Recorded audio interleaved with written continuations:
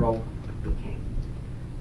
If you would start for us, please, with some background about the deepening Cold War and how that affected the United States policies in Indochina. Okay. Speed. Ready to think, Mark? Yes. Just after VJ Day, the United States demobilized almost completely and almost overnight. By the summer of 1946, we did not have a single division in our Army, nor a single group in our Air Force considered ready for combat. Those ships of our Navy that remained afloat were being manned by skeleton crews. Our defense budget for 3 fiscal years, 47, 48, 49, came down to just a little over $11 billion, groping for a target of $10 billion. So it was during that period that Mr. Joseph Stalin could look out across the West and he saw all the divisions melting away. We also know that he knew how few atomic bombs we had at that time. You'd count them on the fingers of one hand. So he tried to keep the northwest province of Iran. He demanded the 2 eastern provinces of Turkey, supported the guerrillas going after Greece with sanctuaries in places like Albania, Yugoslavia, and Bulgaria. He ignored the wartime agreements to give the peoples of Eastern Europe some sort of say in their own political future. He worked out the coup d'etat in Czechoslovakia, blockaded Berlin, gave the green light to the North Koreans to go after South Korea. Now, despite all the revisionist historians, those were the events that started the Cold War. We were disarmed. It was not until 1950 that we began to build up our armed forces in a significant fashion. So, in a sense, we've been picking up the pieces of that disastrous demobilization ever since. Could you tie that in for us? I want you to give me the second vocal shot. Could you tie that in for us then to the United States trying to put pressure on France and yet needing to keep a strong Western Europe in the face of these pressures? At the end of World War II, the British Chiefs of Staff and Mr. Churchill were the executive agents for the combined Chiefs of Staff and for the U.S. and British governments. The United States government at the end of the war became wholly preoccupied with arrangements for the surrender of Germany, the occupation of Germany, the surrender of Japan, and all those problems. So that under Mr. Churchill's guidance, despite the attitudes of Franklin Roosevelt during a good part of World War II, the great colonial areas of Asia did not emerge immediately as independent nations. The British came back to India, Burma, Malaya. The French came back to Indochina, and the Dutch came back to Indonesia. So that our relationship to that part of the world consisted mainly in encouraging the move of the British government for independence for India, Burma, Malaya, for working out the very difficult problems between the Dutch and Indonesia, and to some extent an interest in Indochina. But the French were not really ready to invite us to take much of a part in the Indochina problem. You see, very shortly we became involved in the construction of the Marshall Plan and of NATO. Western Europe was the great issue before all of us at that time. And the role of France was critical, both in the Marshall Plan and in NATO. So that we, on the one side, wanted to work very closely with France. And we knew that the aid that we were giving to France was being used in part to support their position in Indochina. But at the same time, we knew instinctively that their then relationship in Indochina could not last, that it was too late in history for that. So we tried our best to persuade the French to come to a political settlement with the 3 nations of Indochina, comparable to the way the British and the Dutch had handled their relations in their former colonies. But we did not press the French unduly because we wanted to keep close relationships with France for the Marshall Plan and NATO, and we did not want to put such pressure on France as to cause them simply to say, all right, this is for you, this is in your basket, you take care of it, because we did not want to take responsibility for that far-off place under those circumstances. So for some years there, we had a rather uneasy relationship with France, helping them on the one side, pressing them to move toward a political settlement with the governments and the peoples of those three Indo-Chinese countries. Continuing in the thought, something. On the close shot. There we go. Let's go on, and in a sense we're continuing the same train of thought. What are the changes that leads to the May 1st, 1950 decision by President? In effect, this happens before the Korean War breaks out, so that what are the factors that lead to that first decision to give directly aid to China? By that time, by May 1950, the French seemed to be ready to accept some kind of political organism there in Indochina. And we thought that by giving aid directly to those associated states, that we could not only do something worthwhile from the point of view of human beings, development, that kind of thing, human need, but also could give a little encouragement to the notion that these states were indeed to become members of the community of nations. Now, at that time, there was some skepticism on the part of the French about just how we channeled such aid and for what purposes it was being given. So it was a continuing part of that uneasy relationship that we had with France during the period, say, up to 1950. What were the differences in the American goals for this aid and the French goals? You see, France had gone through a deeply traumatic experience in 1940. And any patriotic Frenchman who had lived through that period must have come out of the war with a deep and passionate feeling about restoring the position and the self-respect and the public morale of France. Before the war, France had been an empire. And these overseas representations of French presence, French power, French influence were, I suspect, unusually important to them given the circumstances of their defeat in World War II. So there were a good many of those sentiments around. But I think there were many in France also who could see the handwriting on the wall. They could see what was happening in the rest of Asia, in these great colonial areas. And that they knew that somehow the time to wind up was coming. We tried to get the French to understand that if they were to move boldly and simply to give independence to these three nations, that the French presence would still be the most important external presence in these three countries, as the presence of the Dutch turned out to be in Indonesia and the presence of the British in India. But the French were skeptical about that. You see, I think there were a good many among the French who somehow had an incorrect but rather sneaky idea that somehow the United States was trying to replace them in Indochina. That was the last thing in our minds. We had a basket full. We didn't need to think about such considerations. So it was not easy, and the succession of French governments there were relatively weak politically. They were on narrow edges. And the question was how far a French government could go and remain in power, given the fragile and turbulent internal political situation in France itself. It was also, it was also not an entirely popular decision, or an entirely non-controversial decision in the United States. There were people in the State Department and in Congress who were raising questions. Could you tell us about that? Anything relating to foreign aid involves a major debate in Congress.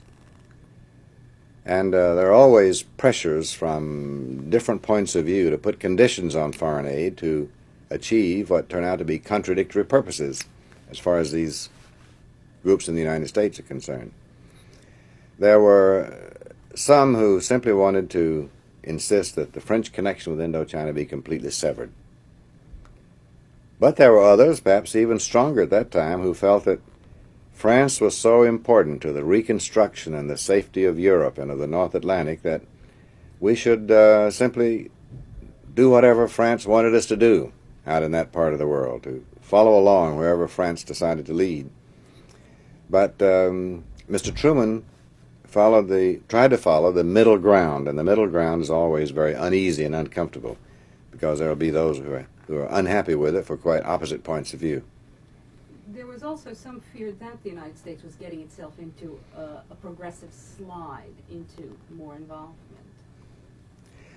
I don't have any recollection that there was any serious discussion in government about our becoming more directly involved. After all, we had played a major role as the midwife for the birth of Indonesian independence. We had applauded and cooperated with the new state of India. It was clear where our sympathies were, and this was a part of a long-standing American tradition on such matters. After all, we were the first colony to break away from Great Britain. But I just don't believe, as a matter of fact, that at that time, general public opinion was focusing in very much on Indochina. It was far away. We'd had very little interest there. There were very few Americans in Indochina. And there were so many other things preoccupying us. The news was filled with Europe and Japan and Russia and all the rest of it. Stop, please. How are we doing for footage here? Scene one, take one, sound one, camera. The onslaught of the North Koreans onto South Korea in 1950 made a major difference to us in our attitude toward events in Asia. When the North Koreans first attacked, President Truman looked at this matter very hard, and he remembered all those incidents which contributed toward World War II, where collective security failed to present obstacles to aggression. We had had a special responsibility for South Korea. We had accepted the Japanese surrender there. We had helped the Republic of Korea come into being as a nation. And it was not until 1949 that we withdrew our final regimental combat team from Korea. So that when the North Koreans attacked, we had to think very hard about what this might mean. At the moment of the attack, we could not be sure. We did not know whether this meant a general offensive by, say, China and the Soviet Union in Asia. And so in order to circumscribe the problem and try to limit it to the Korean Peninsula, President Truman intruded the 7th Fleet between Taiwan and the mainland, and he immediately stepped up our aid to Indochina very generously in terms of military equipment and economic supplies and the rest of it, because we were trying to send a signal to major communist capitals that they should not expand this Korean matter into other fronts and turn it into a general offensive.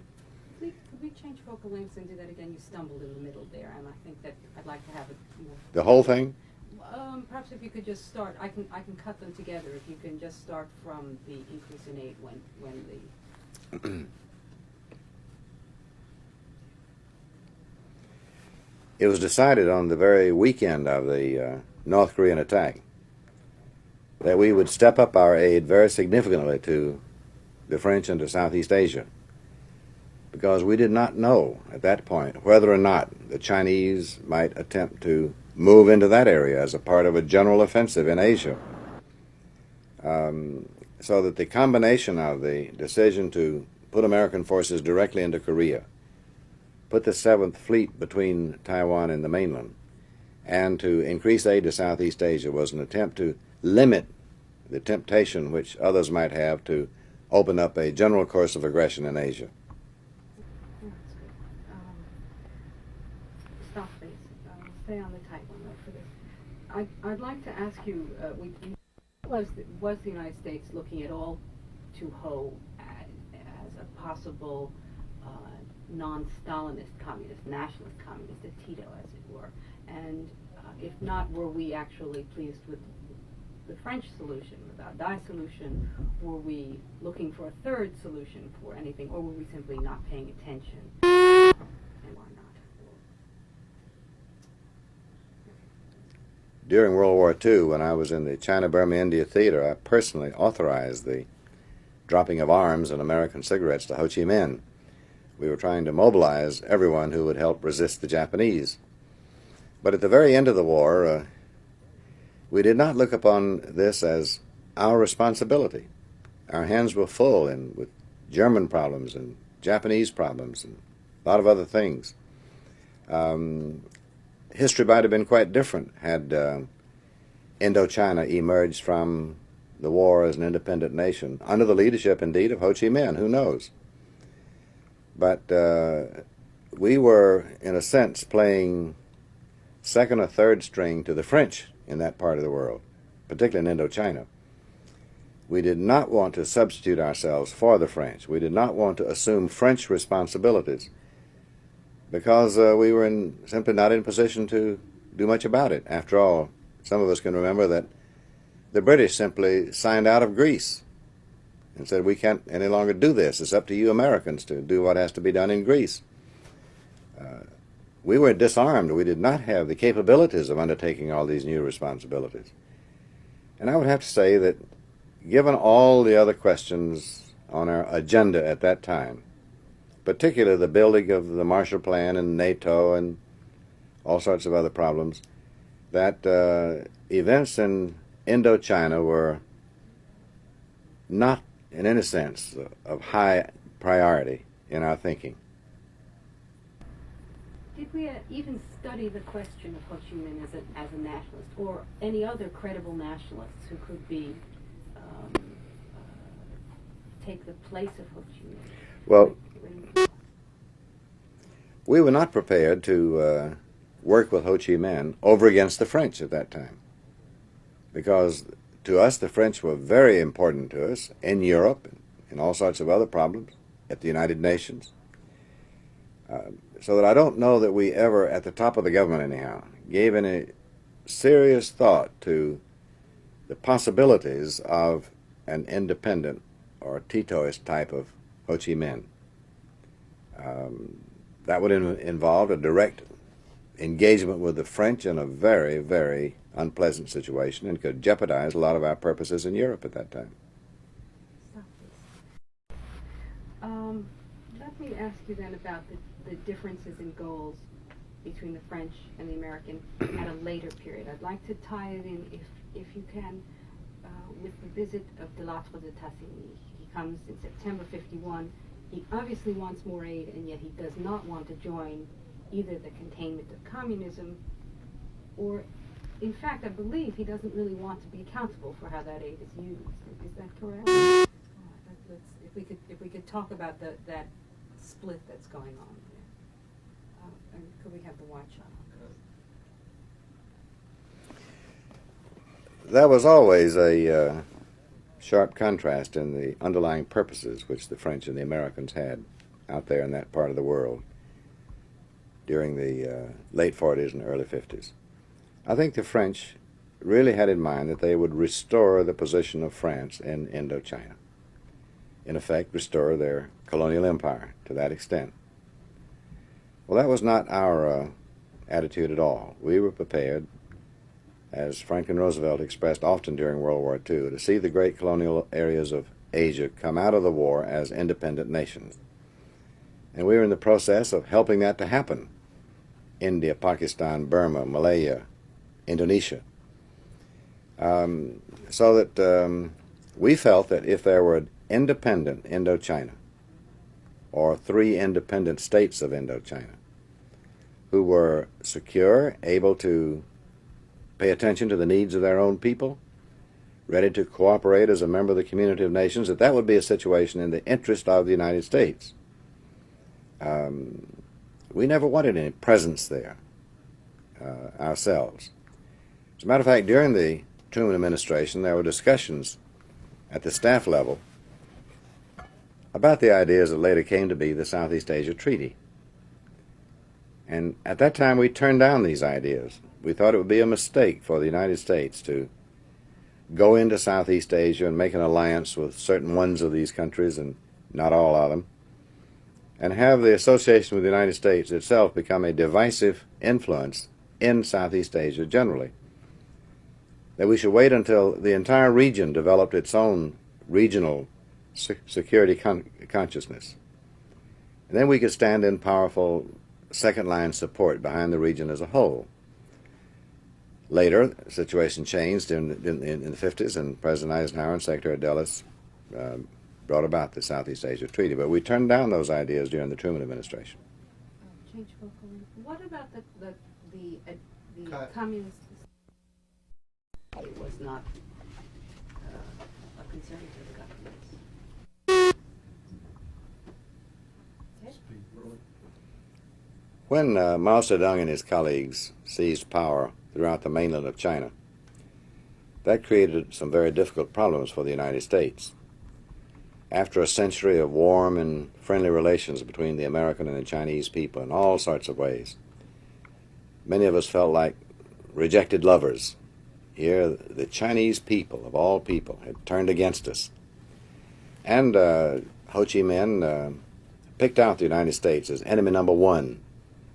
He tried to erase all traces of that century of close relationships between our two peoples, and he arrested some of our officials, beat some of them up. So we got off to a very bad start with the People's Republic of China. Sorry, you said Ho Chi Minh there instead of Mao Zedong. I'm sorry. Did I say Ho Chi Sorry, Minh? If you could do it again. Yeah. Just continue. When Mao Zedong seized power in China, he seemed to pick out the United States and the Americans as enemy number one. He went to great lengths to try to erase all traces of that century of close and friendly relationships. He arrested some of our officials in China, beat some of them up, and the United States became his principal target of propaganda. So that was not easy for us. But at the same time, we were not all that concerned about the potential of China for external aggression. They had a lot of problems to cope with. Our relationships with Japan, the Philippines, Australia, and New Zealand were much more important to us. Indeed, our security treaties were with Japan, Philippines, and Australia and New Zealand were actually aimed as much at the possibility of a future Japanese military restoration than in a sense of China. It was not until the Korean War and the entry of the Chinese in large numbers into the Korean War that we became increasingly concerned about where China would go. We had in mind Napoleon's remark, "Let China sleep, for when she awakes the world will tremble." And so I think it was the participation by the Chinese in the Korean War that brought to focus these issues concerning security. Now, that in turn increased our interest in a non-communist solution in Indochina. And by that time, Ho Chi Minh had positioned himself in such a way that it would be very unlikely that any American government would support Ho Chi Minh as a potential Titoist, because he was, after all, communist, and close relations between him and Peking, or possibly Moscow, was not a very inviting prospect.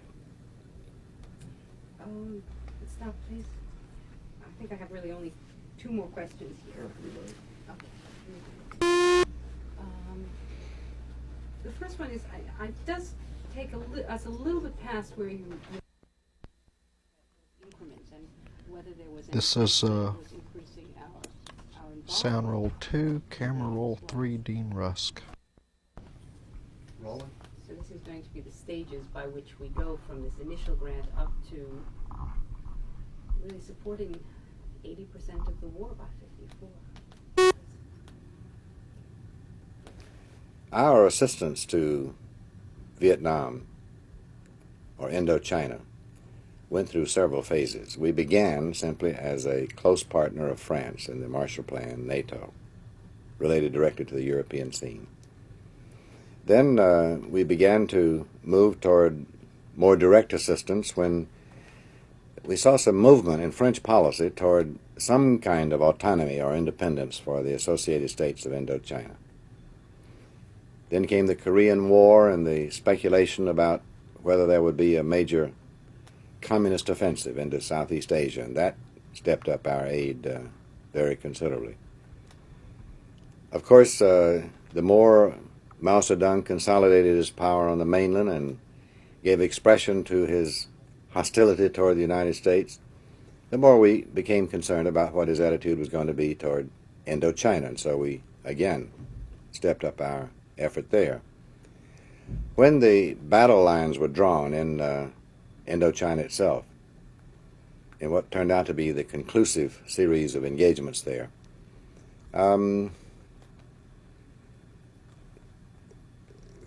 we had divided councils in our own government during the Eisenhower administration. There were some, like Mr. John Foster Dulles and Admiral Radford, who wanted a considerable involvement, if necessary, by U.S. forces.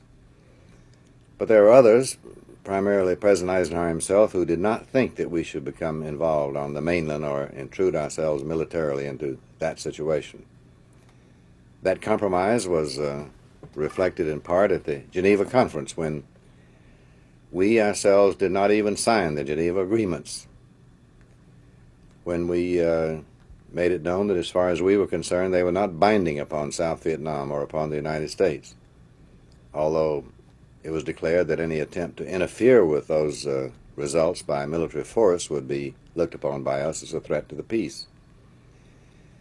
So that we began in a small fashion, steadily increased as the stakes grew, and then the critical time came after the Geneva Conference, when President Eisenhower and Secretary Dulles concluded the Southeast Asia Treaty. That added an entire new dimension to the problem, because under that treaty, the United States committed itself solemnly, quote, to take steps to meet the common danger, unquote, if those protected by the treaty were subject to attack. That was directly related by us to the entire question of collective security in the post-war period, because we knew that the response of the United States under that kind of treaty had a bearing on the judgment that other capitals would make about how we would act under NATO or the Rio Pact or other such treaties. But unfortunately, we entered into the Southeast Asia Treaty at a time when there was a lot of talk about massive retaliation and a bigger bang for a buck, that kind of thing. And there were those who seemed to think that the Southeast Asia Treaty was a cheap treaty. All we had to do was to send some carriers out there and bomb somebody, and it would be all over with. There was not a thoughtful, serious, wide-ranging discussion of the seriousness of entering a mutual security treaty in which we pledged ourselves to take action, because our failure to do so could have chain reactions with regard to other treaties and deeply undermine the possibilities of collective security in the world. So, and I'd like to close on this one. No, stay close then. Yeah, shortly, well, before this period, though, in 1952, you left the government and you've gone to the Rockefeller Foundation. This is really, can you give us, looking back at that time, what your assessment was then for success in the Indochina war? By the time I left the government in 1952, it was clear that the major fighting in Korea was coming to a stop. The negotiations were already underway. Those were more protracted than any of us thought when they began. But there were clear indications that the North Koreans and the Chinese and the Russians were prepared to settle that matter on the basis of the status quo ante, to call it off on the basis of the pre-war situation. Now, in 52, we did not look upon Indochina as a problem that was engaging the total security situation on a worldwide basis. the constellation of forces, as the Russians sometimes put it. It seemed clear that the French were moving toward some kind of political settlement, that the Associated States of Indochina would in due course be independent, would take their place as members of the United Nations, and that American aid would have to continue for a considerable period of time, although the prospect was that those three countries, we knew that American assistance to Indochina would have to continue for some time to come, although they were potentially relatively well off with resources and a relatively educated people, so that we did not look upon them as being a basket case for indefinite major aid over the decades ahead.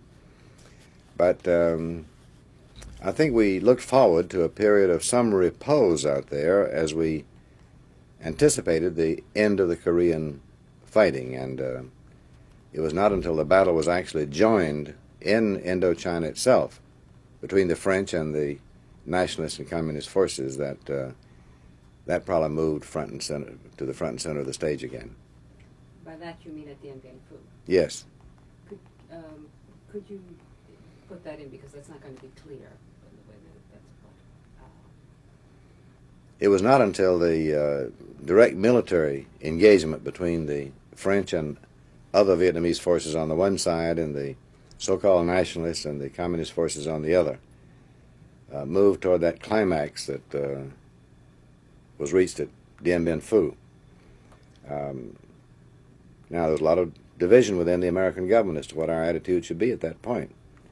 But President Eisenhower's judgment was that we should not intrude militarily, and so nothing much happened from that point on until the Geneva Conference of 1954. So at the time that you left office in 1952, you were not really anticipating any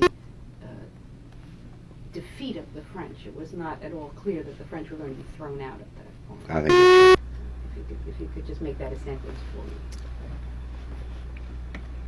In 1952, it was not at all clear that the French would lose that struggle with the Ho Chi Minh forces. Indeed, we thought there was a fair chance that the nationalist aspirations of these countries, having been recognized by the French, who had taken direct, specific steps toward national independence, would be able to carry the day. But events proved otherwise. Stop, please. Let me just look through my notes. In the spring of 1950, President Truman asked me to take on the job of Assistant Secretary of State for Far Eastern Affairs. He also, at the same time, invited Mr. John Foster Dulles to come back into the administration. Mr. Philip Jessup became Ambassador at Large, and the hope was that we somehow could work very closely with the leaders of both parties and work out a better bipartisan understanding with regard to policies in Asia. Well, we succeeded pretty much across the board, except for China itself. We were clear that we were going to have a Japanese peace treaty. Our attitudes toward Taiwan itself offered no partisan problems, as it turned out. Attitudes toward Indochina provided no partisan difficulties in the Congress itself. Now, there's never unanimity. There were groups around the country, different sorts of groups, criticizing us from one point of view or another, but that's normal.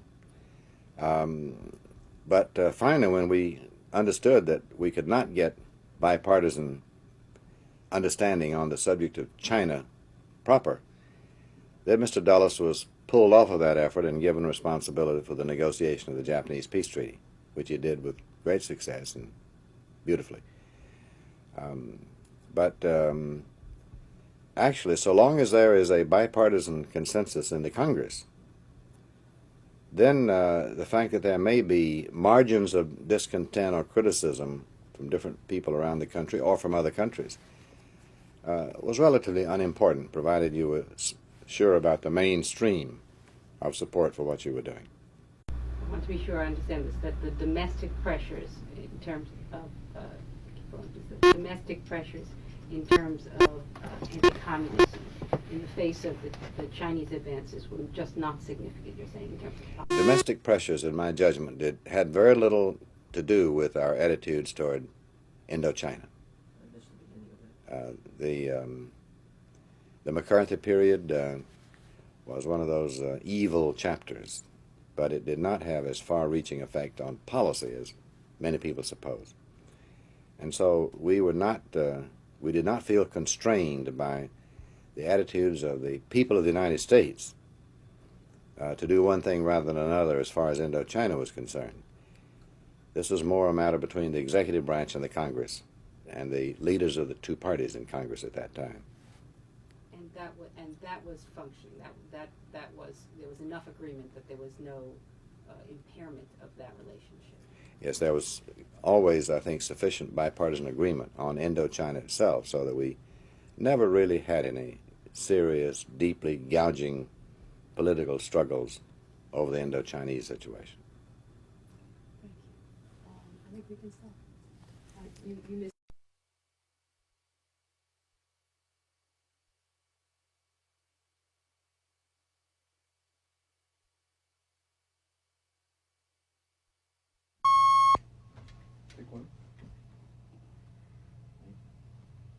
What was the legacy of Vietnam that the Johnson administration inherited from the Kennedy administration? When President Johnson assumed office in the tragic circumstances of November 1963, the Vietnam situation was not unfamiliar to him because, as vice president, he had been a part of the discussions that had occurred during the Kennedy years and was familiar with the decisions that had been made. But at that point, we had a considerable number of advisors in Vietnam. We had a public commitment under the SEATO Treaty. There was political turmoil in South Vietnam itself. President Diem had been pursuing some policies that were alienating the Buddhists and the students and the armed forces, so that there was disarray before President Diem was overthrown, as there was after he was overthrown. So President Johnson, in effect, inherited a continuum in which he himself had been a participant. But he was very much interested in continuity, both in policy and in people, from the Kennedy years to the Johnson years. And he tried to, for quite a long time, to do enough on the American side to help the South Vietnamese themselves to get the job done in South Vietnam. What was the purpose of McNamara's mission to Saigon in March of 1964, and how did it deepen the American commitment? Well, President Johnson told McNamara that he was the president's right arm to do everything that he could to achieve a military success in South Vietnam. And then he called me his left arm to try to find a way to bring this conflict to an end by peaceful means, through negotiations and through the United Nations or the Geneva conferences or whatever else. Now, McNamara made quite a few trips out there. As Secretary of Defense, he wanted to talk to the people on the ground, see for himself what the situation was, and get some feel of how it was out there as distinct from simply the reports that came in on paper to Washington. But I think his visit out there in March '64 was nothing spectacular or all that unusual because he had gone out there frequently. Well, that was a visit on which he went around the countryside with Nguyen Khan. And, That's right.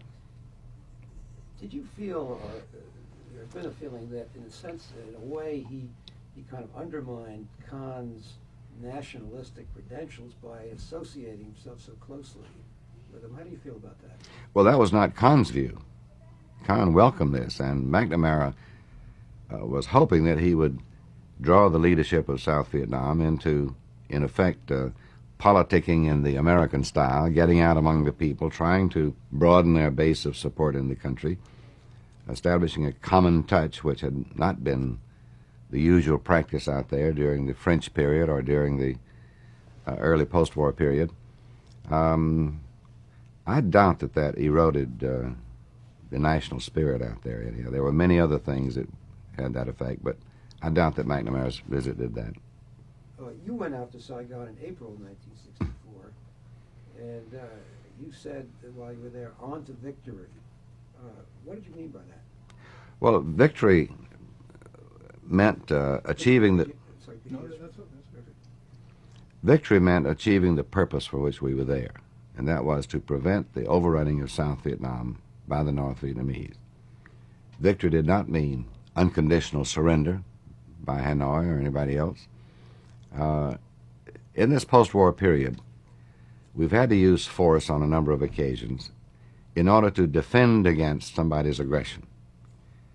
And the purpose of the defense is to fend off, throw back, whatever it was that was trying to move in on areas that we thought were important to us. So victory meant a stabilization of the situation in South Vietnam.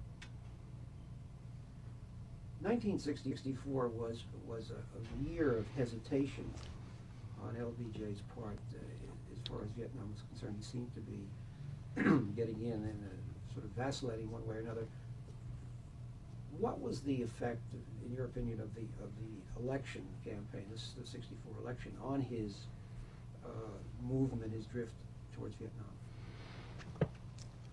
When he became president, I think Lyndon Johnson hoped that we would be able to help the South Vietnamese to achieve their own defense, largely by their own effort. This was the theory on which President Kennedy had put a substantial number of advisors out there, and Kennedy had authorized, I think, up to about 18,000 advisors before he died. But for several months, President Johnson played along with that, thinking that if possible, that's the way we ought to do it. But the important change came at the end of '64 and beginning of '65, when the North Vietnamese began to send the divisions and regiments of their regular forces into South Vietnam, and they threatened to cut South Vietnam in two through the Highland area. That presented President Johnson with a new situation which President Kennedy had not had to face. And so it was that buildup of forces from the North that required a decision on whether or not we would put in additional forces of our own.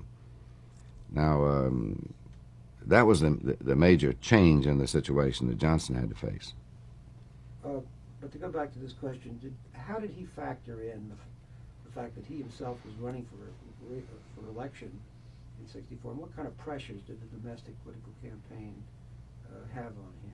Well, if you look at everything that he said during the election, you will see that on the one side he said, we do not want a larger war in Southeast Asia. And we didn't. We didn't even want the scale of war that we already had. But he also said that we're not going to let down the South Vietnamese or the other people of Southeast Asia and run out on our commitments.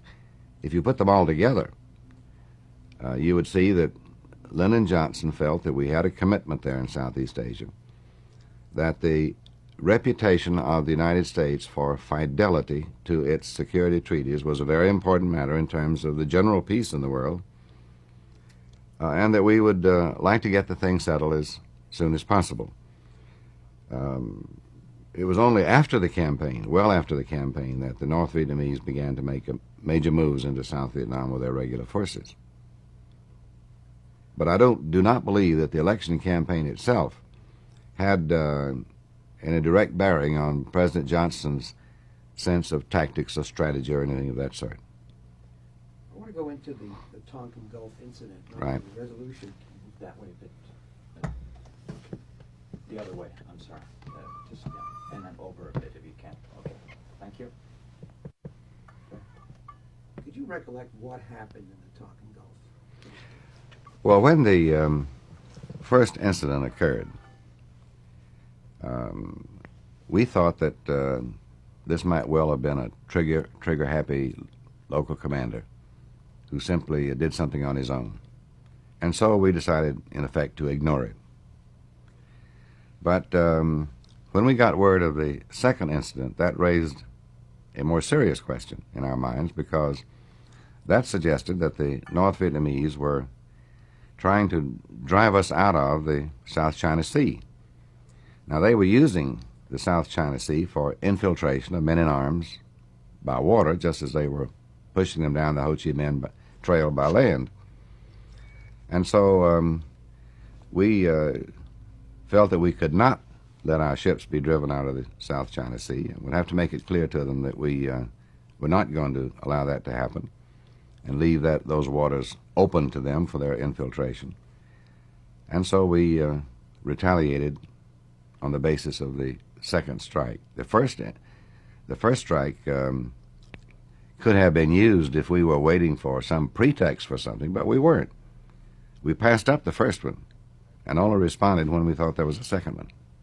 Were those American ships in the Tonkin Gulf there in relation to these operations the South Vietnamese were conducting? The actual mission of the destroyers in the South China Sea was intelligence, like the Pueblo. They were up there to see what they could see, hear, find out about what was going on land in connection with the movement of North Vietnamese forces. I can easily see why the North Vietnamese might have supposed that these vessels were also linked to the sort of hit-and-run kind of naval operations that were going on a little further south that were aimed directly at the North Vietnamese infiltration by sea. But in fact, the two missions were quite distinct, although in timing and geography, it was easy for them to be confused. Should I just ask you if you could do that again? Because when you say the naval operations, you're not precisely referring to South Vietnamese naval operations, and one might. No, okay.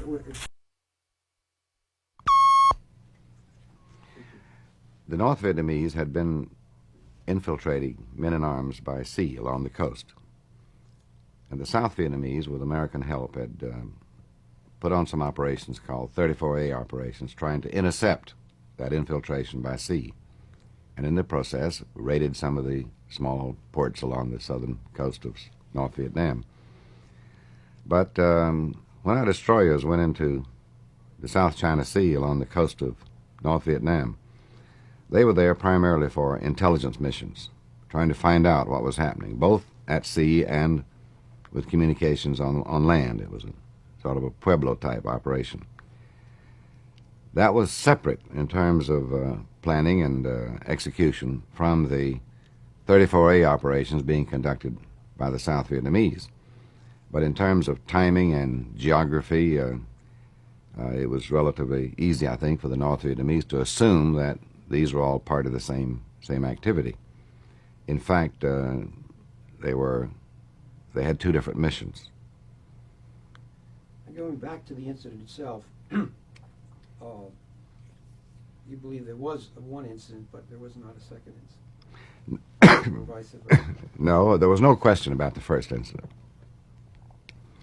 Now, on the second incident, I myself was not there on board one of those destroyers in the middle of the night in the South China Sea, so we had to rely on the information that was available to us. My clear impression at the time was that the North Vietnamese thought that a second incident was underway, because I thought we were listening to their chatter on the subject.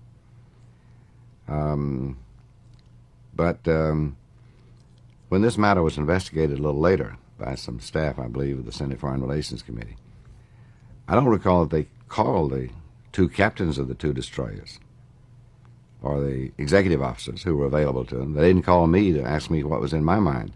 But in any event, at the time I had no doubt that there was a second incident. And any suggestion that I thought one thing and said another when I talked about this, say, with congressional committees, is just nonsense. But in a war situation, who can be absolutely certain? How did you feel about the plans to bomb the North?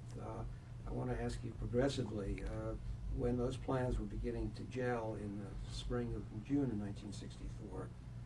How did you feel at that stage? And then there were those other tripwire incidents like the communist attack at Bien Hoa and the Brinks BOQ. What was the evolution of your own feeling about that? The staff, both in the Pentagon and in the State Department, have a duty to look at all contingencies on a continuing basis, because those people upstairs, like the President and the Secretary, may want to look at additional steps or other plans.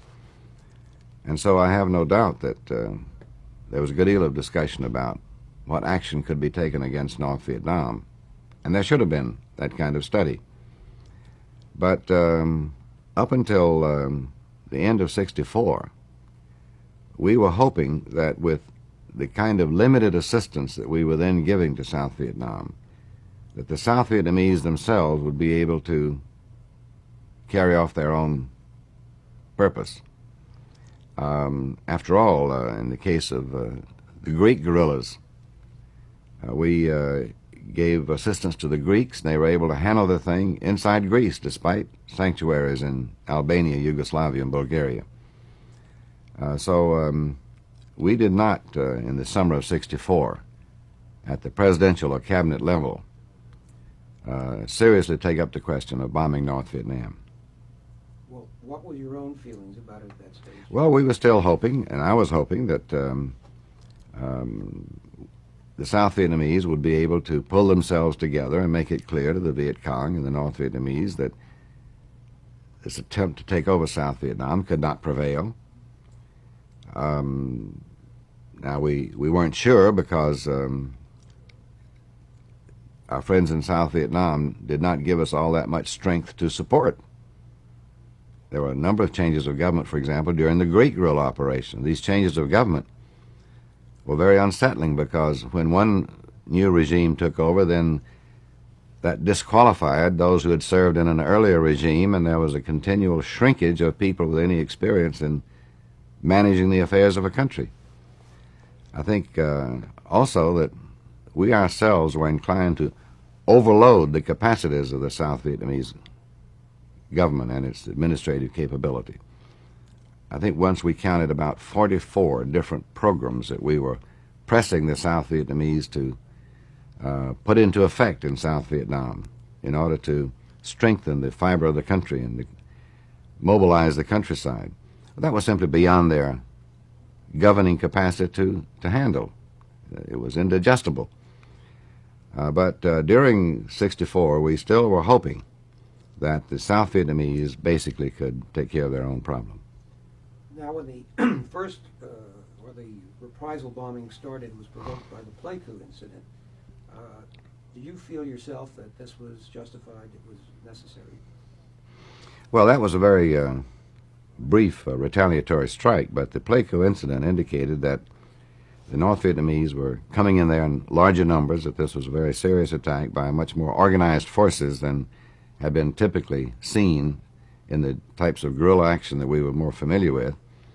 And we also had increasing reports of larger numbers of people coming down the Ho Chi Minh Trail.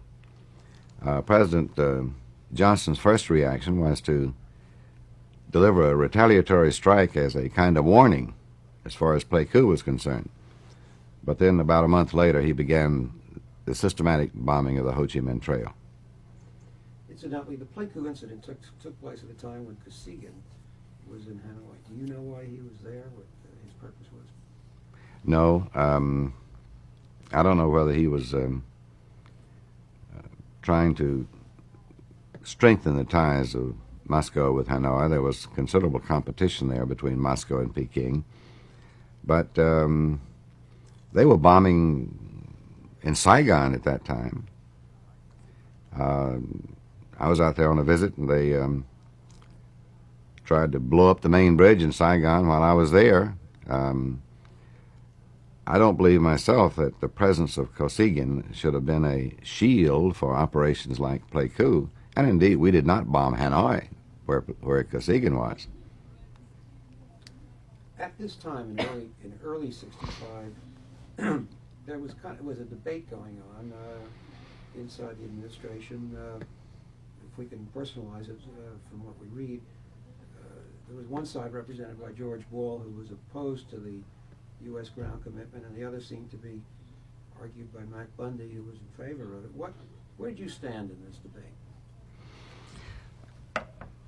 George Ball earned both the respect and the affection of his two presidents and of his Secretary of State by his clarity and by the vigor of his presentation of another point of view. And he rendered a great service to all of us by doing that inside the government. I myself felt that what happened in South Vietnam was of great importance to the very structure of collective security in the world at large. We had been through Azerbaijan, the demand for the two eastern provinces of Turkey, the Greek guerrilla situation, the coup in Czechoslovakia, the blockade of Berlin, the attack on Korea, and things of that sort. Repeated crises over Berlin, the Cuban Missile Crisis.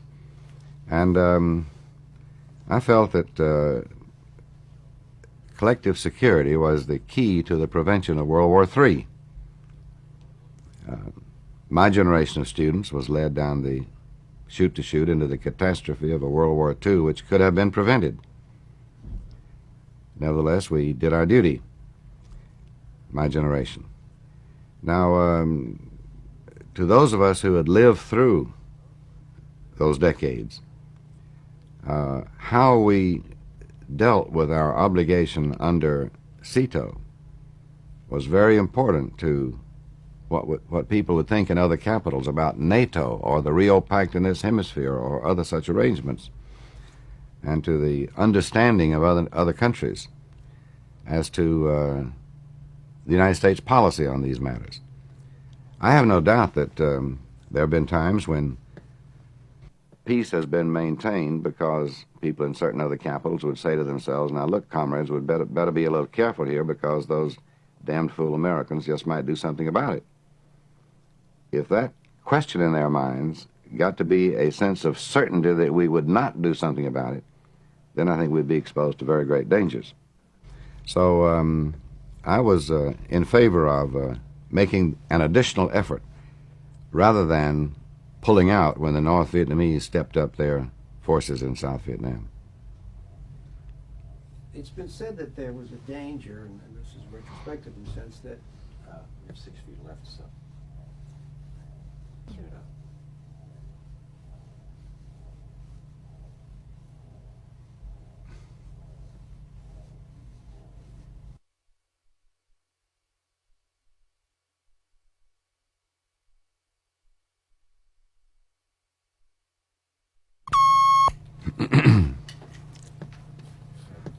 But if we go back over these incidents, the Bien Hoa incident, and on election eve and the Brinks BOQ attack on Christmas Eve, why didn't Lyndon Johnson start the bombing after those incidents?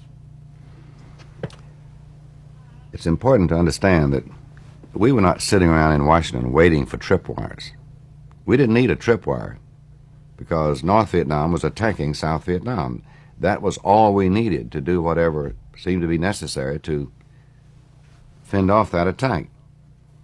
But it was genuinely true that President Johnson did not want a larger war if we could avoid it. And that was his dominant idea until the North Vietnamese built up their forces in a major way at the end of '64 and beginning of '65. We still were hoping through this period that with the kind of help that we were then giving the South Vietnamese, that they themselves would be able to pull themselves together and do the job themselves.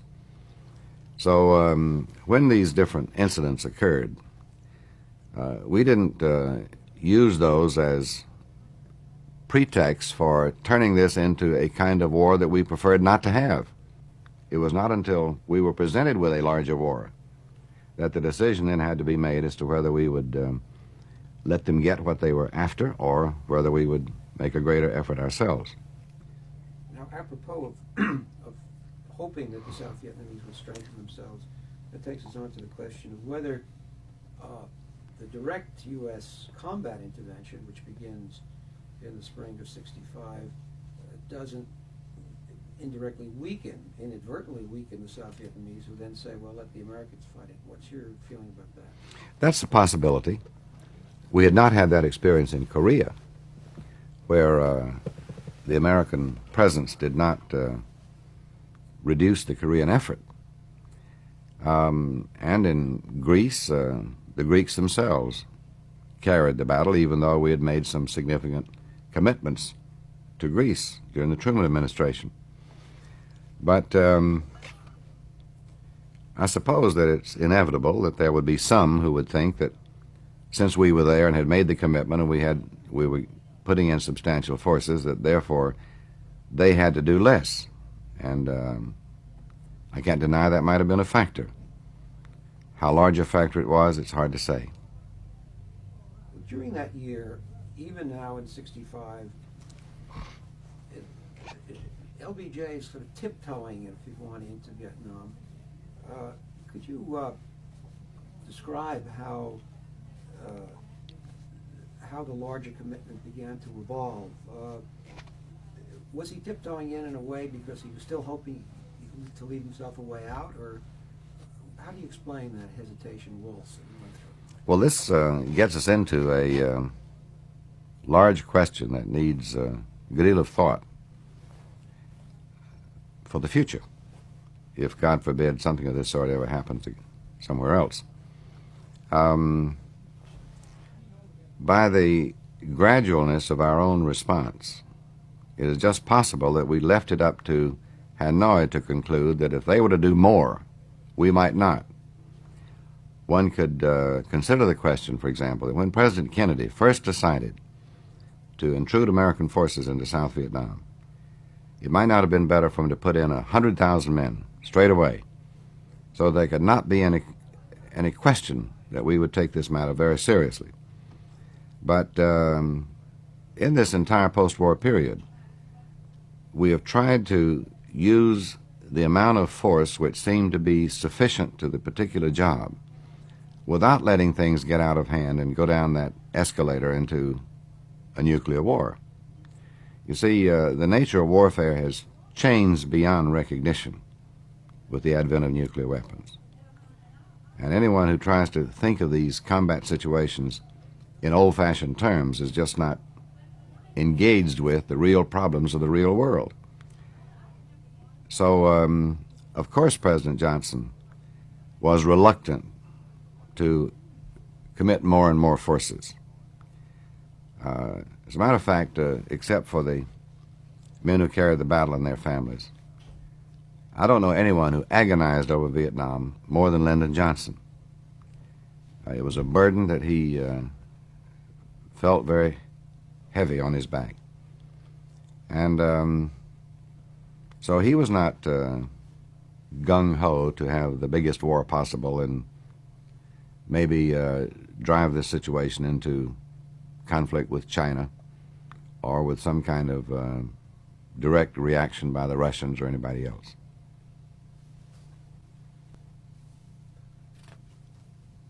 Why was, since you mentioned China, why was China perceived as the enemy at that period in those days? Primarily because China was a major source of supply and support for the North Vietnamese, but also because they were so harsh in their attitude toward any kind of peaceful settlement. They declared publicly and strongly that this was not a matter for the United Nations. Hanoi made the same kind of statement. And so the then Secretary General of the United Nations, U Thant, and a good many members of the UN felt that under those circumstances, the United Nations should not take this matter up, even though the Charter lays upon the United Nations a primary responsibility for maintaining international peace and security. Indeed, there were times when we wanted to have this matter brought to the Security Council, and a nose count behind the scenes ahead of time indicated that we did not even have the 9 votes on the Security Council that would be required to put the matter on the agenda. So then the idea was that we should use the Geneva Conference's technique or instrumentality. But the Chinese were just as bitterly opposed to the reconvening of the Geneva Conferences. So on the one side, they were egging on the North Vietnamese, supplying and supporting them, and doing all that they could, apparently, to frustrate the possibility of a peaceful settlement. So naturally, we did not look upon Peking as friends during that period. Could you describe the kind of debate that was going on in the administration at the time over the danger of Chinese intervention and the way it might have limited the American input? Last August 9th, we had put behind us 35 years since a nuclear weapon has been fired in anger. A very important thing to be able to say, given all the crises we've had since 1945. Excuse me, could you say in August of 1980? This will air in 82. This will be on Okay. On August 9th, 1980, we had put behind us 35 years since a nuclear weapon had been fired in anger. A very important thing to be able to say, given all the crises we've had since 1945. Now, there were times when fighting could have been moved to a larger scale. On the Berlin blockade, for example. Korea, when General MacArthur proposed a general war against China, where we would have skidded into that kind of war, which must never happen. So an effort has been made in all of these situations since World War II to try to handle the situation short of the brink of nuclear war. The Cuban Missile Crisis brought us pretty close to that brink, but fortunately we were able to avoid it. We had no way of knowing at what point the Chinese might intervene, because the Chinese had not made any such decision or come to any such conclusion. That's one of those pieces of information that simply isn't present in the real world, and so anyone's free to guess. But we did know that if China did come in and we were to continue to oppose the North Vietnamese Chinese effort, that almost certainly would mean nuclear weapons. And the consequences of that could not be foretold. So we were weary.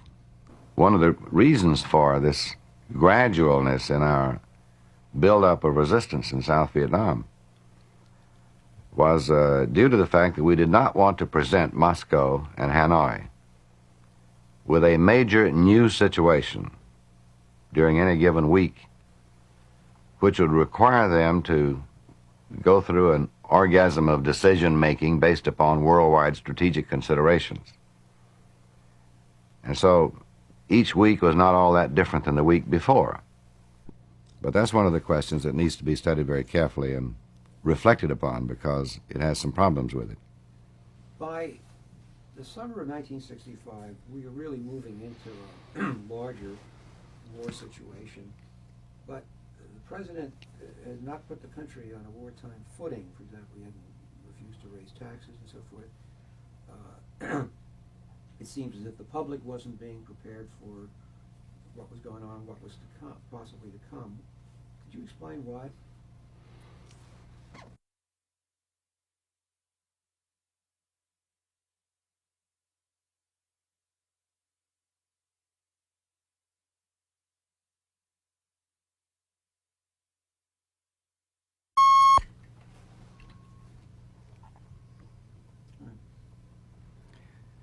Each year, the cost of Vietnam was something less than the increase of the gross national product in that year. The costs were not that much of a portion of the total economy of the country, and it did not appear to be necessary or desirable to mobilize economically, as had been done, say, during World War II. But President Johnson, not wanting a larger war, did not feel it necessary to mobilize the entire country. As far as the reserves and National Guard were concerned, he felt that we ought to keep those in strategic reserve because there might have been problems elsewhere, say in NATO, because we'd been through two very severe crises involving the Soviet Union. And we did draw down, particularly in the non-commissioned officer ranks, from our regular forces in Europe and elsewhere pretty severely during the Vietnam affair. There is a question, I think, that we have to think about in the future, whether it was wise to rely in the latter stages of Vietnam on new draftees as heavily as we did, particularly on the basis of a one-year rotation, because you could see a decline in the capability and the morale of our forces from about the mid-60s down through the rest of the decade. But we were thinking of a limited effort. That limited effort seemed to be within our capabilities without these great measures of mobilization that might have been conceivable. But I think that's basically why we didn't put the... We did make a deliberate decision not to create a war fever in this country. You didn't see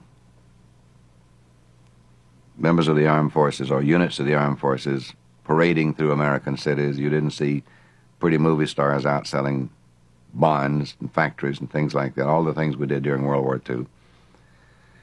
Because we felt that in this nuclear world where thousands of megatons are lying around in the hands of frail human beings, it's just too dangerous for an entire people to become too angry. Now, we'll have to think about that, because we were trying to do, in effect, in cold blood, what we were asking the fellows out there to do in hot blood, and that's very difficult. It's difficult for those who are carrying the battle. It's difficult on the home front. And it just means that life is getting to be more complicated if we're going to avoid that utter catastrophe someday. When we jump ahead to 1968 and to the Tet Offensive, what was the reaction in the administration to the Tet Offensive when it broke, and what was your own reaction, and how did it change American policy towards Vietnam? To begin with, we were somewhat surprised that they had launched such a major offensive in different parts of the country during their traditional holidays, because in the past both sides had sort of taken it easy during the Tet period. But as the battle proceeded, it became clear that this was a major military setback for the Viet Cong and the North Vietnamese forces. Although they got to the American embassy in Saigon and they held on some other places for a while, this led to a major destruction of their cadres and many of their personnel, somewhat like the lunge of Hitler in the Battle of the Bulge in World War II. But even though it was a considerable military setback for the North Vietnamese and Viet Cong out there on the ground, it was in effect a brilliant political victory for them here in the United States.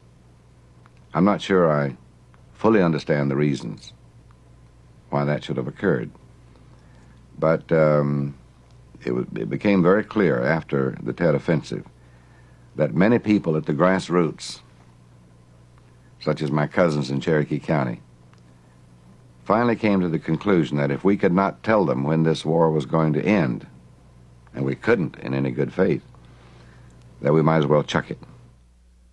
Now, this had very little to do with students demonstrating on campuses and things of that sort. This was the gut reaction of people at the grassroots, and we had many evidences of that from all across the country. So I think the impact of the Tet Offensive in this country was very great indeed. Now, at that time, who was the president sensitive to? Who was he listening to? On the one hand, you had the wise men, you had his advisors, you had Walter Cronkite with his helmet on reporting from Vietnam. What was, for example, the effect of Cronkite in particular, out there turning sour on things? Regret, because if Cronkite turned sour, then that made some difference, not all that much. But a president has a greater variety of information than anybody I know. He not only has the full panoply of intelligence reports, things of that sort, but he has an analysis of his mail. He has regular contacts with senators and congressmen who are back home in their districts or states frequently. He talks to political leaders in different parts of the country about how they sense the mood of the country, where they happen to live. He gets a daily report on evidences of public opinion, and this would reflect editorials in different parts of the country, important speeches made in different parts of the country, so that President Johnson had a very comprehensive look at what seemed to be the attitudes and reflections of the American people. And I think he became aware in the spring of '68 that there had been a change in the attitude of the American people where it counted, that is, at the grassroots. And that was very important to him. Now, at that stage, I'm out of the battery.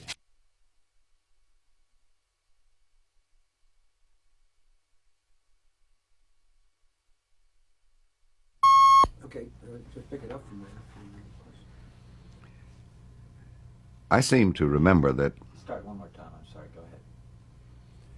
I seem to remember that President Johnson invited General Westmoreland to tell him just what additional troops he might need to clean the thing up.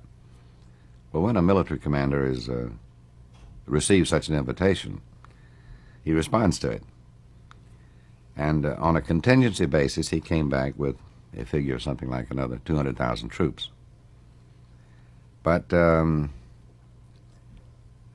there was a task force established under Clark Clifford, Secretary of Defense, to take a look at that. But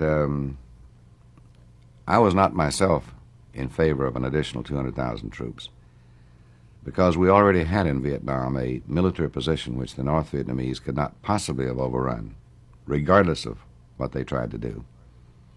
And I did not think that an additional 200,000 troops would make that difference, and that we ought to get on with the effort to build up additional South Vietnamese forces.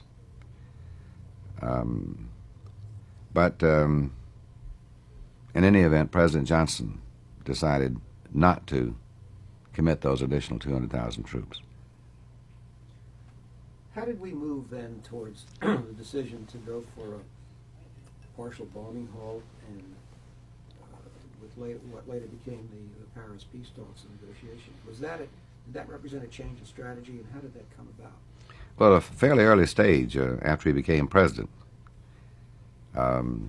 President Johnson gave me the task of trying to find some way to bring this matter to a conclusion by peaceful means.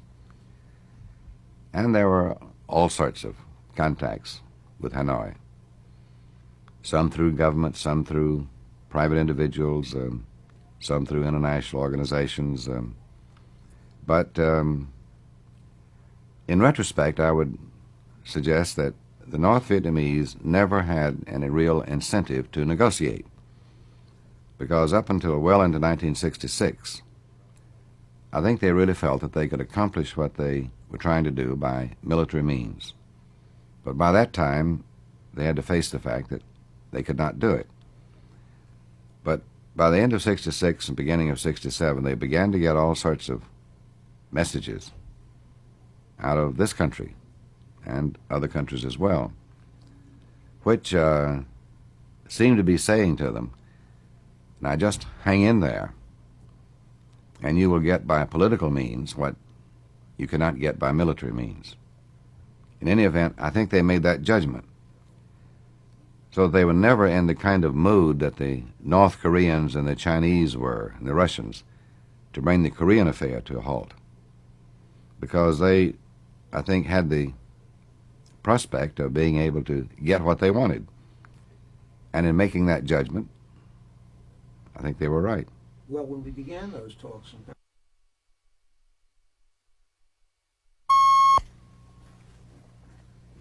okay? How did you feel when the Paris talks started? Did you feel that this was the beginning of the end? Did you have an optimistic view of it? I've long since learned not to indulge too much in personal feelings. But there's a more important point. Diplomacy must always act on an optimistic base, because you must always try in the hope that something positive can be accomplished.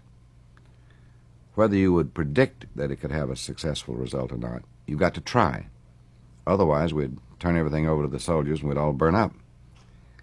So I approached the Paris talks with the feeling that this should be a serious effort. We hoped that the people from North Vietnam would be serious about it. We hoped that we could come out of it with an ability on the part of the South Vietnamese to live at peace in their own country. But we also knew that negotiating with the North Vietnamese would be a very tedious and complicated matter, where even little details of face would make a difference. But it was an effort made in good faith, in the hope that something positive could be accomplished. Now, I didn't consult Jimmy the Greek on what the odds might have been. I knew that it was going to be difficult. There was no way to guarantee a successful result, but I thought the effort had to be made. But by the end of '68, did you feel that could you describe your assessment of how what the public mood was, to repeat what you yourself said, that the American public at this stage assumed that whole thing was over, that we were going to get out? The American people, thank God, are very impatient about war. War is the principal obscenity on the face of the human race. And I think I overestimated the patience of the American people to endure the continuing casualties without a clear end in sight. We did in World War II reach a point where we could see our forces moving toward a conclusive objective in Europe and in Asia. But this type of mixed war, guerrilla plus some formal actions in Vietnam, was a different kind of situation. And you can't pinpoint the possibility of an end of it. Had we invaded North Vietnam, as some people wanted us to do, there still would have been guerrilla actions all over the place, including South Vietnam, so that itself would not necessarily have produced a result. So I think the American people had come to the conclusion in '68 that if we couldn't really tell them that this thing was going to end fairly soon, that we'd better chuck it. Because, and after all, they were watching this war on television every day in their living rooms. I don't know what would have happened in World War II if Guadalcanal and the Anzio beachhead and the Battle of the Bulge were on everybody's television every day. It could have made a profound difference to the course of World War II. Do you think we could have had at the end of '68 what we got finally in '73?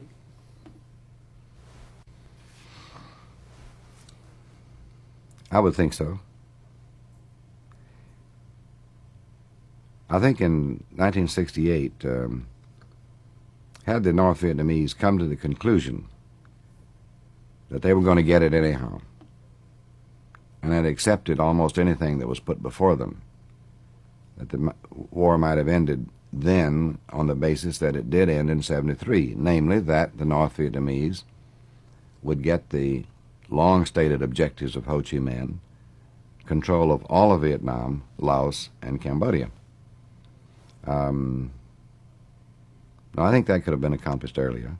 I understand why Mr. Nixon and Mr. Kissinger and others tried to leave something better behind. But we were not able to pass along to President Nixon a people who were united behind the effort, even though we did pass along a military position in South Vietnam which the North Vietnamese could not have overrun.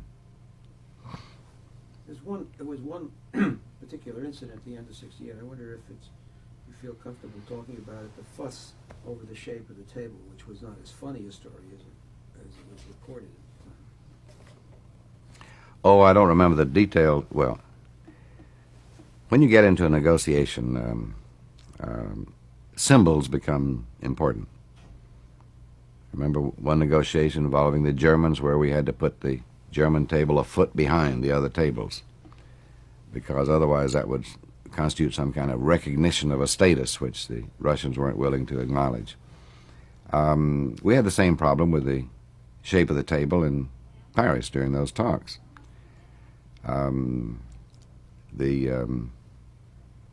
We finally worked it out, but it took a certain amount of doing. These things sound silly, and indeed I suppose they are silly, but wrapped up in this symbolism are political attitudes and demands that are not all that easy and simple. So we went through a rather elaborate dance over the shape of the table, but it was finally worked out. Just one more point of this period. A lot of the generals have said that their hands were tied behind their backs because they couldn't go into Cambodia, and there were requests by the Westmoreland and others. Why was the restraint put on them about going into Cambodia to go after the sanctuaries in Cambodia and Laos? The sanctuaries in Cambodia were largely just across the border. Although Prince Sihanouk would deny this now, we had a kind of understanding with him that we could take action against the Viet Cong and the North Vietnamese in situations where it did not result in the killing of Cambodians. Prince Sihanouk was a rather strange and unpredictable sort of fellow, but he was a devoted Cambodian who did have a real concern about the Cambodian people. So up in the northeast part of Cambodia, where there were almost no one living, we had a pretty free hand to take whatever action we wanted to up there in the north. But further south, where there were a good many Cambodians, he expected us to be very careful. So we shelled and occasionally bombed these sanctuaries across the border. But after all, just expanding the area would not necessarily give our military a greater advantage, because they had enough problem in the area that was freely open to them. And it may have been later that they built up those sanctuaries in Cambodia to a much greater extent, and that prompted Mr. Nixon to go in there. But we did not want to broaden this war into Cambodia or into Thailand or into these other areas. So we tried to keep it within the limits that were prescribed by the Vietnamese borders. Let me jump back a bit to the Kennedy administration. Now we're going into more general questions. When you go back to the early days of the Kennedy administration, Vietnam seemed to be a really kind of small issue. I remember Bobby Kennedy saying, we got 20 Vietnams a day to deal with here in the White House. Could you describe that? I mean, where did Vietnam stand on the agenda in 61, 62? On the day before President Kennedy's inauguration, President Eisenhower met with him to talk about the international situation at the time of the transfer of power.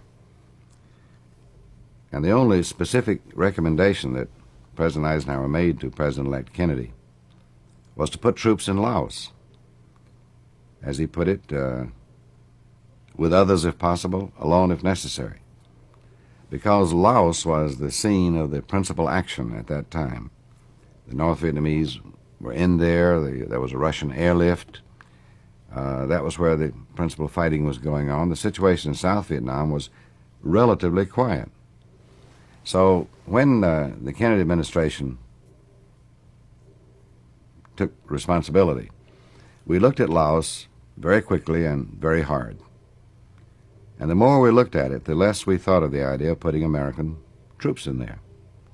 It was a landlocked country. Communications to Laos and within Laos were very difficult. The Laotian people appeared to be a gentle, civilized people who had little interest in killing each other. When only Laotians were on the battlefield, 2 or 3 artillery explosions made a big battle, and there were very few casualties. It was only when the North Vietnamese came in that there was any real fighting. I remember one report that 2 Laotian sides on the battlefield left and went off to a water festival together for 10 days and then came back to the battlefield. So we came to the conclusion that it would be a very good thing to get all foreigners out of Laos, the North Vietnamese, ourselves, the French, anyone else, and let the Laotians manage or mismanage their own affairs. That led to the Laotian Conference. Oh, sorry. Camera roll 626. We just pick it up when we decided to let the Laotians. We thought there would be a major contribution to peace in Southeast Asia if everyone would get out of Laos and let the Laotians manage or mismanage their own affairs. Well, that led to the Laos Conference of 61-62. The result was a good agreement, but we never got any performance by the North Vietnamese on critical parts of the agreement, such as stopping infiltration into Vietnam through Laos, such as allowing the coalition government to operate in communist-held areas, or let the International Control Commission come in there. This Laotian experience had a very profound effect on President Kennedy, because he had a sense that we were up against somebody who had an insatiable appetite, and that was it. When he decided not to put troops in Laos, he did say at that time that if we have to make a fight for Southeast Asia, we should make it in Vietnam. There the situation was very different. Lines of communications, access to the sea, a more determined people in South Vietnam, 1 million of whom had fled from North Vietnam at the time of the division of the 2 parts of Vietnam. But in any event, we failed to get performance on the Laos Accord, and that then projected the problem into Vietnam by both sides. But even then, during those days, in the early 60s, where did Vietnam stand as you sat in Washington? Where did it stand on the agenda? It was an important matter, but not necessarily the dominating matter. After all, we had the tragic mistake of the Bay of Pigs very early in the Kennedy administration. Then came the Berlin crisis of 61-62 that was triggered by the summit meeting between Kennedy and Khrushchev in Vienna in June of 61. Shortly after that came the extraordinarily dangerous crisis over Cuban missiles. So the Kennedy years were years of crisis. I think he would have been the first to knock down any notion of Camelot as applied to those years. Those were tough years, and he was a very pragmatic man who had his feet on the ground and was not sentimental about any of these things. But Vietnam was a part of a larger context of crisis. And we must bear in mind that when Kennedy decided to resist, or to help resist in South Vietnam, that he had fresh in his mind the experiences of the Berlin crisis of 61-62 and the Cuban Missile Crisis. And he was aware of the overriding importance of the credibility of a President of the United States at moments of crisis if we're going to have any peace in the world. Looking back, is there a point when you think we could have plausibly withdrawn from Vietnam? Maybe in 64, 65, or maybe after the Diem coup. Was there any point where you thought we had reached a point of no return, where we were going down that runway and we couldn't get out? I think the first important step to remember had to do with the conclusion of the Southeast Asia Treaty, 1955. When you look at the record on that, you see that there was very little public discussion of that treaty. Indeed, very thin discussion in the Senate of the United States. when the treaty was given advice and consent. There was not, I think, a general public appreciation of the fact that when you go into a security treaty of that sort, you'd better mean it. And it's a very serious step to enter such a treaty. Now, that treaty required us to, quote, take steps to meet the common danger, unquote, if those protected by the treaty were attacked. For the United States to be a party to such a treaty and not take steps to meet the common danger was considered to have the gravest consequences in other security situations, NATO, Rio Pact, and others. I mean, there were those at that time already in Europe who were saying, you can't depend upon the Americans. President de Gaulle was preaching that doctrine in Western Europe. So we have here at issue the very structure of collective security in the world. Now, let's admit that the idea of collective security has been rapidly eroding over the last few years.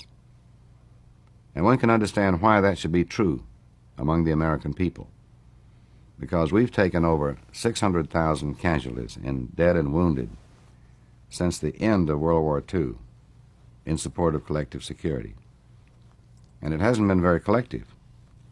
We put up 90% of the non-Korean forces in Korea, 80% of the non-Vietnamese forces in Vietnam. And if my cousins here in Georgia want to say to me, look, if collective security requires 50,000 American dead every decade and is not even collective, maybe it's not a good idea. I have profound respect for that reaction. But what concerns me is that we're not seriously discussing the question, if not collective security, then how do we propose to prevent World War III? That is the principal question before the entire human race. Because if all of these thousands of megatons were to go off in some half hour someday, there would be a serious question as to whether this planet could any longer sustain the human race. That situation would not only destroy all the answers, it would destroy all the questions. Now, this younger generation that's coming along, a great bunch of young people, will have to find their own answer to the question, how do we prevent World War III? Maybe their answer will be much more complicated than this simplistic notion of collective security. I don't know. But I have a feeling that we're not seriously searching for the answer to that question. If we simply drift back into the attitudes that were prevalent when I was a senior in college and the Japanese seized Manchuria, then the human race is not going to make it. Now, I think I should add that in 1981, one can say that the prospect of a nuclear war is more remote, in my judgment, than it has been for 30 years. So I'm relatively optimistic about the long run, but it's going to take some doing and some thought. Looking back, do you think that we should have been more aggressive towards the North? Or do you think we should have done some of the things that the Nixon administration did, such as mining the Haiphong Harbor, bombing more of the North? I think one must think seriously about the question as to whether we should use more force more quickly in situations that seem to require the use of force. But in thinking about it, we should bear in mind that that suggests a lowering of the nuclear threshold, that may develop situations rather quickly where the prospect of a nuclear exchange becomes more lively. So it's not a simple question. But I do think that the gradualness of our response in Vietnam might have left it open for the people in Hanoi to say, well, we can do more and maybe the Americans won't do more. So it's a difficult question that needs to be studied. I just want to go on to some specific questions about your reactions and the reactions of President Johnson at particular times. When the Joint Chiefs were advocating bombing the North in mid-'64, and the president was presented with these proposals, what was his reaction to it, do you recall? Well, President Johnson kept his counsel about his own inner feelings about problems of that sort. He was not as expansive in talking about himself or his attitude as he sometimes would be in more informal situations. But he was a man who would listen to all points of view. There were times when, if he didn't think that he was hearing all points of view, he would ask some of his staff to take opposing sides and talk it out in front of him so he would get divergent points of view. He would take whatever time he wanted to make up his mind. But then when he made a decision, he expected prompt execution. There was very little time gap between a decision by President Johnson and steps to carry it into effect. Could we be a little more specific? For example, what was his reaction when he got, if you recall it, when he got the news of the Tonkin Gulf incident, first incident? The first incident, I think he was annoyed, but he was hesitant to conclude what it might mean. There was the possibility this was a local commander who had done something that he was not authorized to do. President Johnson had a great facility for putting himself in the other fellow's shoes. When he started thinking about a problem, he very often would begin by thinking of it in terms of how it looked to the other fellow. That was why he was a very... Let's turn on the air.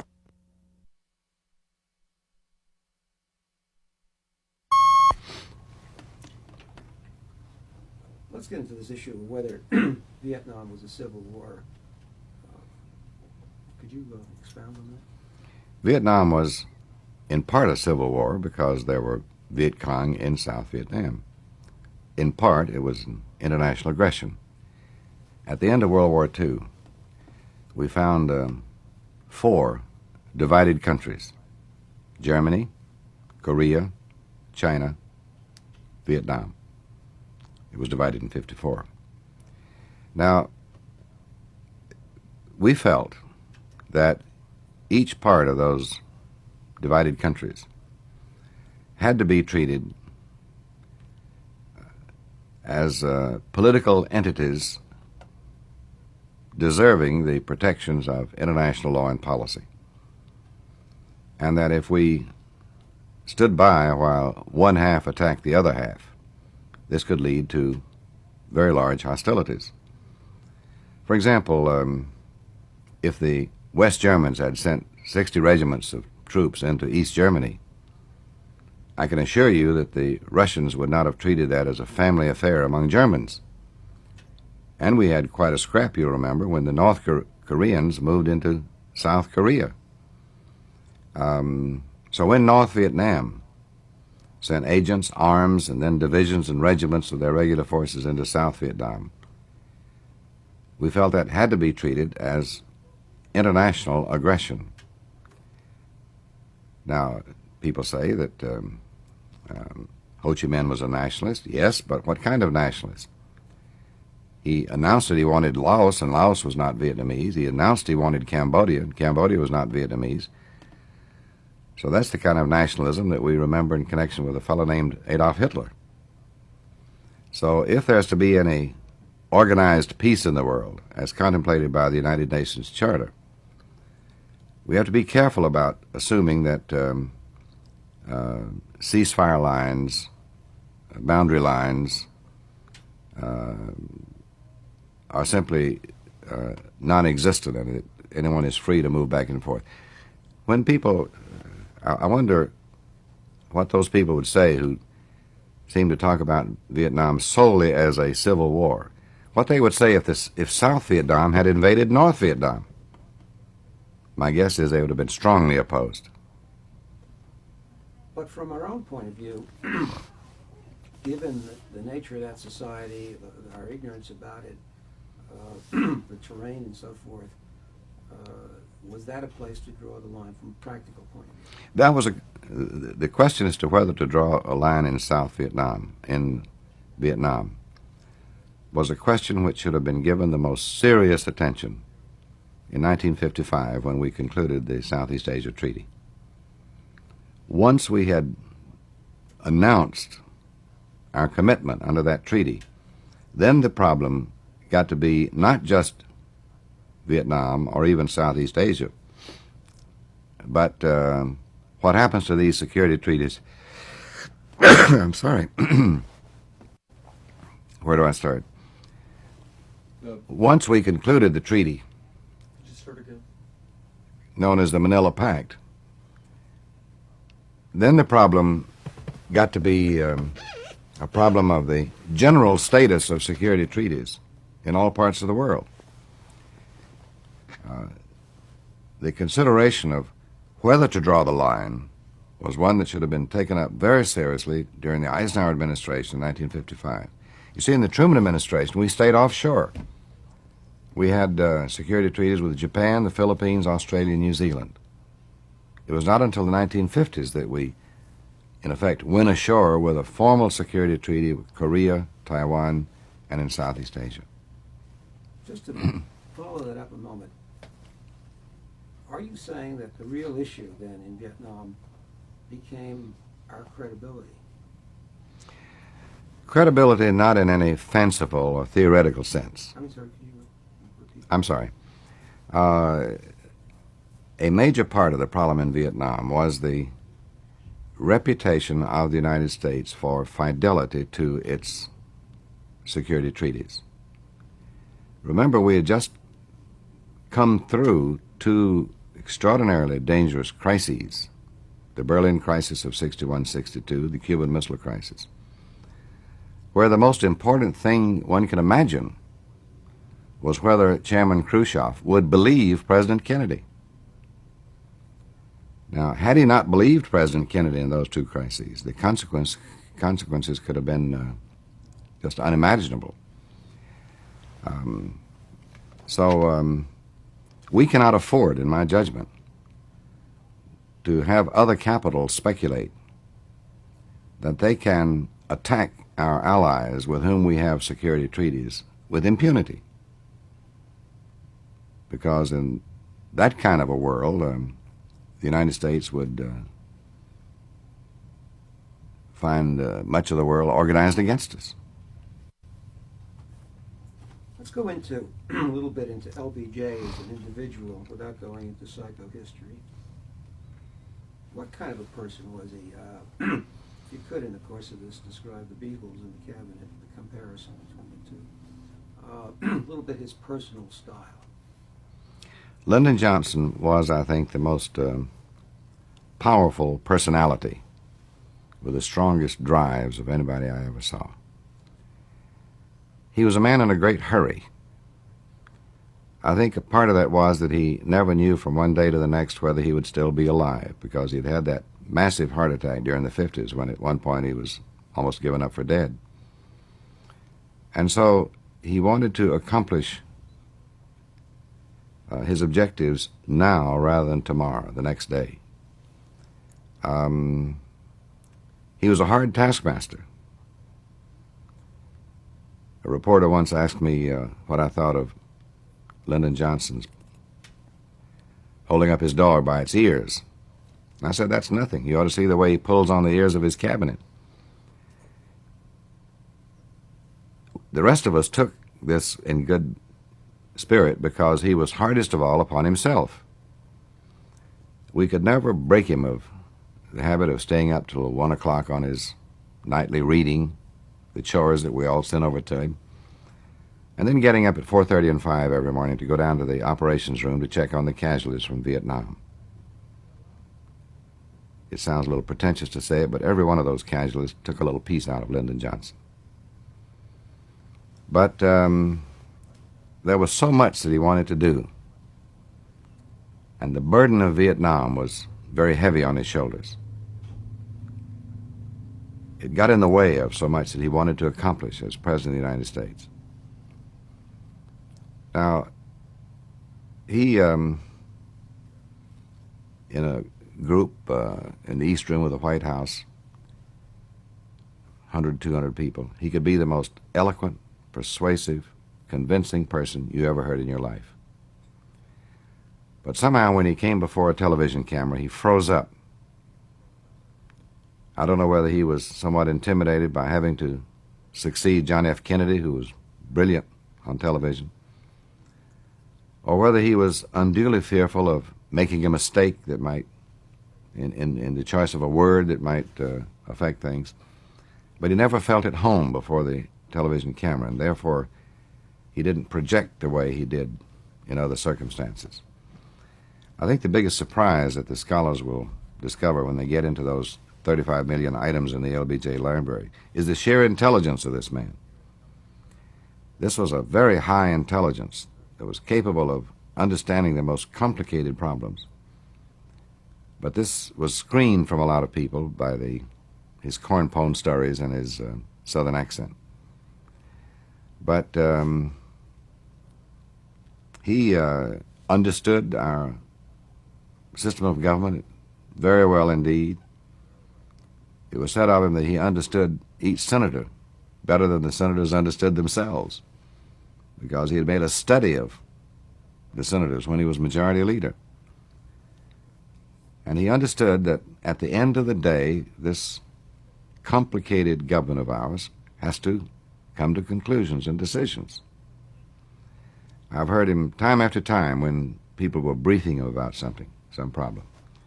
When the briefing was over, he would lean back and say, "And so? What do you want me to do about it? Where do we go from here?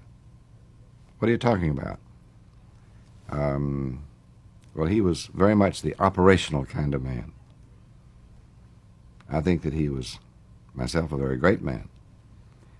But I think this Vietnam burden held him back from a lot of things that he really wanted to do. Speaking of this personal manner of his, did he ever talk to you about, did he ever say to you, if I could only sit down with Ho Chi Minh, we could work it all out? Lyndon Johnson had a kind of political code that he felt applied among political leaders. He would begin by trying to put himself in their shoes to see how the problem looked like from their point of view. Sorry.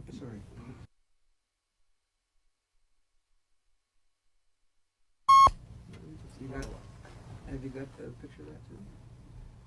You want to answer? No, we haven't, but We're rolling. ask. Beagles. Why did he pick that beagle up by the ears? Well, you should see the way he picked his cabinet up by the ears. You got something to say about why he showed his scar? Can you hold that for a minute? Yeah. Okay. Lyndon Johnson had a One more time, go ahead. Lyndon Johnson had a political code in his mind in terms of how political leaders ought to relate to each other. For example, he would never let any of us in his administration publicly criticize a foreign leader by name, whether it was Ho Chi Minh or Charles de Gaulle or Khrushchev or whoever.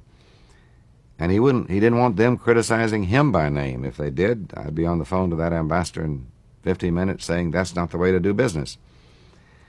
But he was also skeptical about this thing called summit diplomacy. He didn't have a hankering for it. I think he understood that there's an element of safety in not bringing the court of last resort into session. Now, when he did engage in it, as he did with Mr. Kosygin at Glassboro, he pressed Mr. Kosygin very hard, beyond the limits of Mr. Kosygin's instructions, to get started on the SALT talks. And he gave him the same kind of Johnson treatment that we were all familiar with in Washington. But he never felt that if he could just sit down with Ho Chi Minh that everything could be worked out. Let me get into a more historical question. Taking you back to the Truman administration, could you describe the decision to help the French and what were we trying to get out of the French as far as their own position in Indochina? Before the outbreak of the Korean War, we were, on the one side, giving assistance to France, knowing that some of that would be going to Indochina, but at the same time putting very considerable pressure on France to come to a political agreement with the then 3 states of Indochina, because we felt that the independence of the great colonial areas of Asia like India, Burma, Malaya, Indonesia was the necessary path of the future. Now, we did not put intolerable pressure on the French because we were working with them very closely in the formulation of NATO and Marshall Plan and things of that sort. But also, we did not want them to simply say to us, all right, we're getting out, it's your baby, and leave Indochina on our doorstep. Well, when the Korean War broke out, on that first weekend, we did not really know what this meant in terms of the geographic scope of the war. We didn't know whether this might be a part of some general offensive in Asia. So we intruded the 7th Fleet between Taiwan and the mainland, and we stepped up our assistance to the French in Indochina, just in case the Chinese were looking upon this as an opportunity for a more general offensive in Asia. As it turned out, we learned later that that was apparently not what they had in mind. But we did give the French considerable additional assistance at the time of the outbreak of the Korean conflict, but still hoping that they would come to a political settlement with the states of Indochina, comparable to those that the British had reached with the Indians, the Burmese, the Dutch had been forced to reach with the Indonesians. But eventually we were in effect subsidizing the French war in Indochina. Yes, in one way or another. Could you elaborate on it? I mean, was this Well, the beginning of our commitment? In a sense, we were subsidizing the French presence in Indochina because of France and what was going on in Europe. But we were also pressing France to leave that area in the hands of 3 independent ex-Indochina nations, Vietnam, Laos, Cambodia. But events and time overtook that combination, and came the decisions in '54 at the Geneva Conference and the Southeast Asia Treaty. Could you go back and evoke a little bit of your own recollections? Could you tell a story again of the Oxford Union and the attitudes of the 30s that in a way kind of left an imprint on your own thinking? I suppose all of us are, to some extent, a prisoner of, or at least formed by, our experience. The year that I was a senior in college, the Japanese seized Manchuria. And I have the picture still etched in my mind from Movietone News in those days of Wellington coup standing before the League of Nations, pleading for help against the Japanese attack. I was myself present in the Oxford Union on that night in 1933 when they passed the motion that this House will not fight for king and country. The motion was moved by the philosopher C.E.M. Joad. He was eloquent, brilliant, witty, and his patriotic opposition were pretty ineffective. And so he carried the day in the vote. But a very few years later, C.E.M. Joad and Bertrand Russell, Maud Royden, George Lansbury, and in this country people like Norman Thomas, suddenly turned to that same generation of young people and said to them, sorry chaps, this fellow Hitler is different. Get out there and fight. Without the arms or the training or the acts of prevention which could have prevented World War II. So we could remember a little after the Manchurian business, this slight little figure of Haile Selassie standing there before the League of Nations also, pleading for the help that never came. I myself, when I was young, picketed scrap iron going to Japan out of the port of Oakland, California, which was being used for weapons against China. So one cannot live through those years and not have some pretty strong feelings about the idea of collective security that was written so strongly into Article 1 of the United Nations Charter, because it was the failure of the governments of the world to prevent those aggressions which made the catastrophe of World War II inevitable. So those who are thinking about the prevention of World War III must give some thought as to how you do it. Just hoping for it won't do the job, because when the armed battalions begin to move, they will, at least in the short run, get what they want unless somebody stands in their way. And we haven't figured out that terrible problem confronting the entire human race.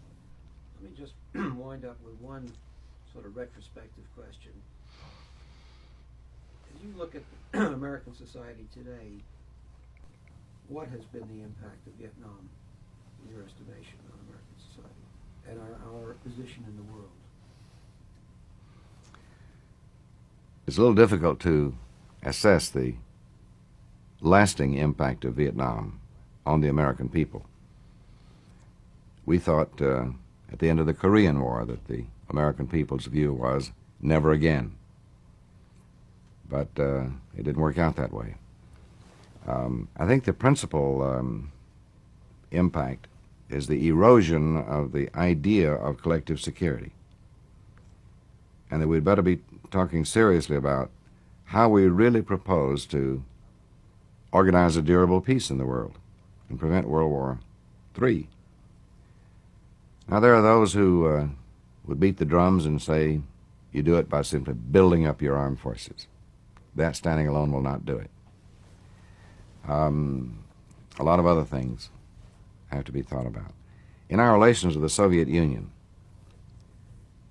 there have been two main threads that are there at all times: the attempt to find points of agreement and the necessity for occasional confrontations when they go beyond the boundaries of permissible conduct and move into areas that threaten the peace of the world. Both elements are always there, even though public opinion and many of our friends in the media tend to swing like a pendulum between something called détente and Cold War. Both elements are always present. And it takes a good deal of sophistication and thinking to keep those two things in mind, because sometimes the element of confrontation gets in the way of the possible search for points of agreement. You can't abandon that search for possible agreement, because we and the Russians share a major common interest: the prevention of World War III. If we can find points of agreement that would help to broaden that base of common interest and reduce the range of issues on which violence can occur, we have to make the effort, because whatever anybody thinks of the Russians, at the end of the day, we and they must still find a way to inhabit this little speck of dust in the universe at the same time. Otherwise, forget it. And you think Vietnam has diluted, has diverted people's attention? I think it's diverted our attention from the central purpose. Vietnam, I think, has, at least for a period, diverted our attention from the central issue of how the world is to organize itself to prevent World War III. Now, we'll come back to it, but I would like to see more public discussion. That's fine. I think we'll come back. Room tone? Room tone.